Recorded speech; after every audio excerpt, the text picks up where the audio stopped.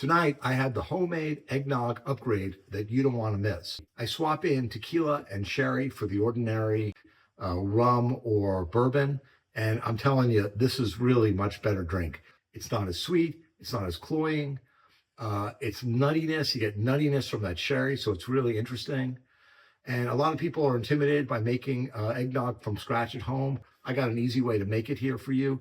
And I'm telling you, homemade is much, much better than the stuff you buy in the carton in the store. And then I got some pro tips for you on how to avoid making it too sweet and making it too clumpy and making it grainy, because sometimes it comes out grainy at home. And this is the way to do it. I got also the story of eggnog for you. And of course, I got the build. So stick around as we make this classic cocktail. This is the cocktail club that meets weekly to share stories and pro tips for your home bar. No paywall, no dues, updates every Tuesday. So exactly what is eggnog? Well, the word eggnog, nog, comes from medieval England.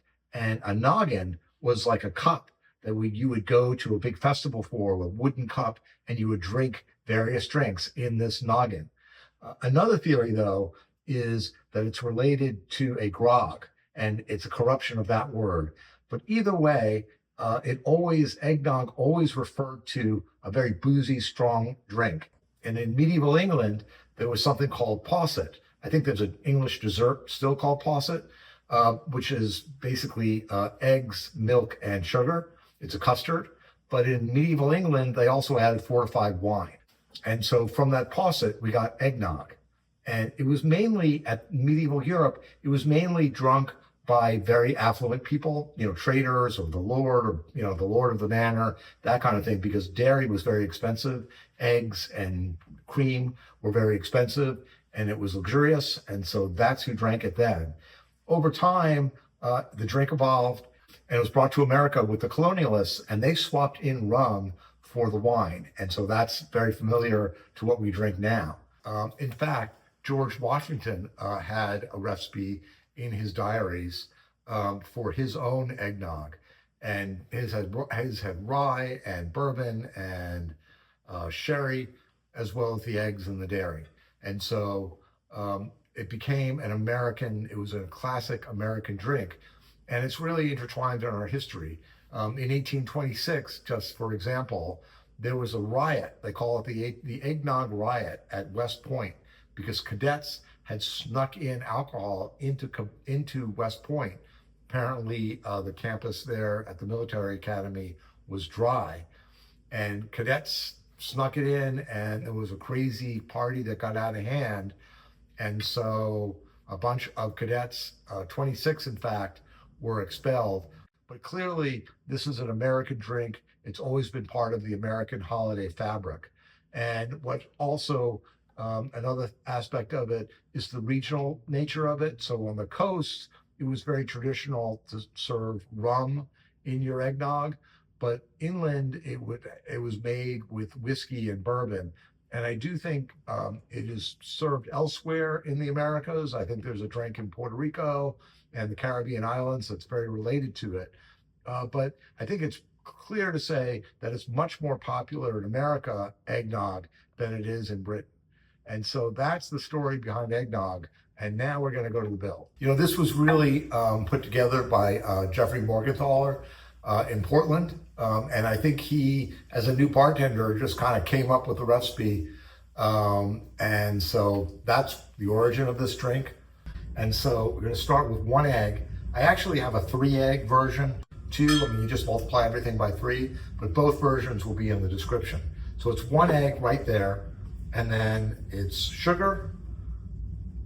And it's important to whisk the sugar and the egg together before you start adding the other ingredients.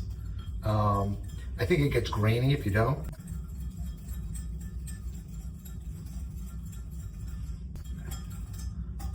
I actually prefer to use my hand whisk, but it's then you add some whole milk, and then heavy cream. And then you continue to whisk it, adding my alcohol at last, and then adding Amontillado sherry. The recipe really does call for Amontillado, but any kind of strong sherry, I think, will add the nuttiness you're going for to an extent. And then the recipe also calls for añejo tequila. I'm using Espolon, but I think reposado would work too if you didn't have that. And then you pour it into some kind of jar.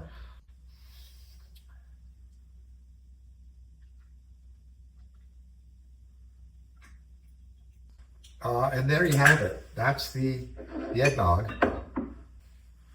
I serve it here in an eggnog glass. Any kind of glass like this will do. But then also, it really helps with the garnish. The garnish is really key of the nutmeg. And so, your first sip, you're really expecting the cloying sweetness of the store-bought stuff with rum or bourbon poured in it. And this is a different animal. It's very creamy and it's very nutty. And so I find that on that first drink, it's not what you expect, but on the second and third sips, you really begin to appreciate the differentness of this. And it's you know, it's an adult beverage and it's really delicious. So let me give you my pro tip here, which is you really got to be careful to add that sugar early on and to incorporate it early, because it does get, it can get grainy if you don't treat it properly.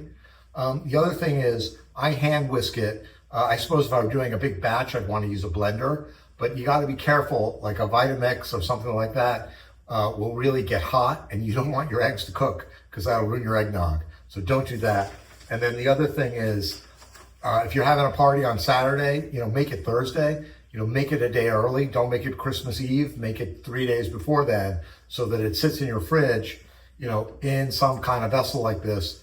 You know, like any stew or soup, it just gets better over time. It's not great the first day. I mean, it might be very good, but it only gets better over time. So certainly put it in the fridge. And remember, this has a lot of alcohol in it with dairy. I think it'll keep for a good amount of time this way. Let me just go through the club notes here. I'm thinking more in terms of New Year's Eve now and something sparkling. So that's what I'm thinking ahead for next week. And then also, I encourage everybody to join the club by hitting subscribe. And remember, we have no paywall and no dues in our club, so please join us. And that's what's happening. I would say enjoy this on your upcoming holiday, and I'll see you next week.